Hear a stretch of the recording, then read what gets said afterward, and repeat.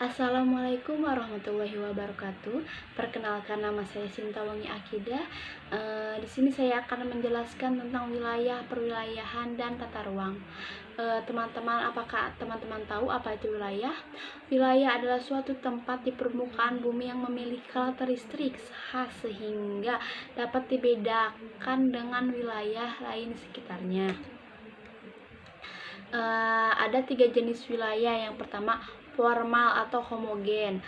Kedua adalah fungsional atau nodal. Nodal itu adalah titik. Yang ketiga, perseptual. Formal itu ada karakter tertentu yang dapat dijumpai di seluruh wilayah tersebut. Cenderung formal, wilayah formal itu cenderung bersifat statis dan homogeni. Minimal di dalam itu ada satu kesamaan. Contohnya kota, kabupaten, dan provinsi. Kalau fungsional, wilayah fungsional nodal, adanya hubungan areal pusat nodal area dengan areal di sekitarnya yang berdampak. Di fungsional ini hubungannya adalah dinamis. Contohnya adalah wilayah metropolitan Jabodetabek. Perseptual ini wilayah yang dipengaruhi cara pandang, pengetahuan, dan perasaan seorang, persepsi gitu. Contohnya pulang kampung ke Jawa.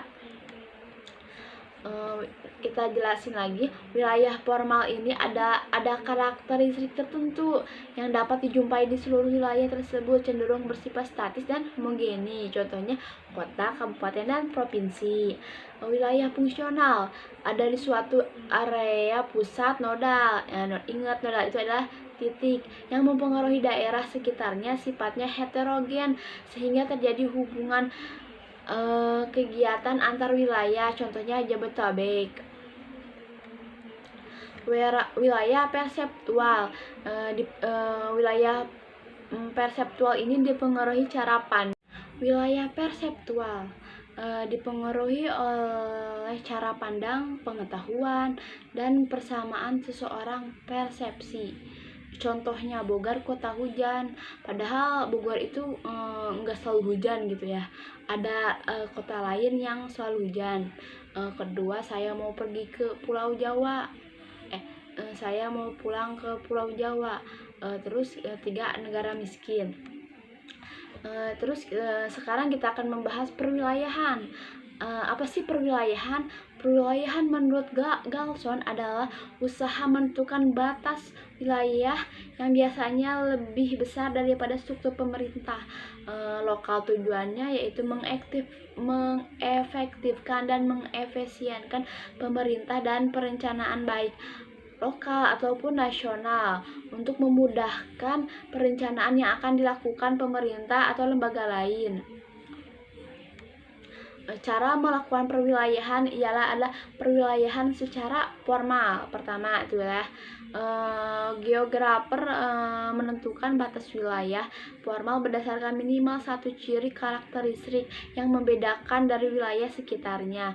Contoh karakteristik yang digunakan sosial, budaya, keadaan, populasi, bahasa, suku, agama, dan pendapatan. Kalau fisik itu adalah ketinggian, jenis tanah, dan iklim. Perwilayahan sekarang adalah perwilayahan secara fungsional.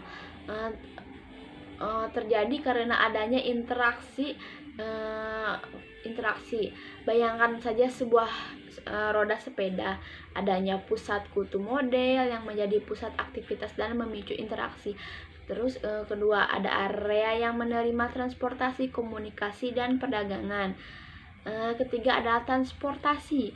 Komunikasi memungkinkan terjadinya perpindahan barang, jasa, dan perdagangan. Contohnya di bidang informasi, surat kabar, tabloid, dan surat. Di bidang sosial, pasien berobat serta siswa sekolah. Di bidang ekonomi, arus penumpang, angkutan, bus, orang kebutuhan pokok, barang ekspor, dan orang yang pergi bekerja. Di sini terdapat analisis arus. Kita harus sebelum menentukan perwilayahan kita harus menentukan analisis arus. Yang pertama adalah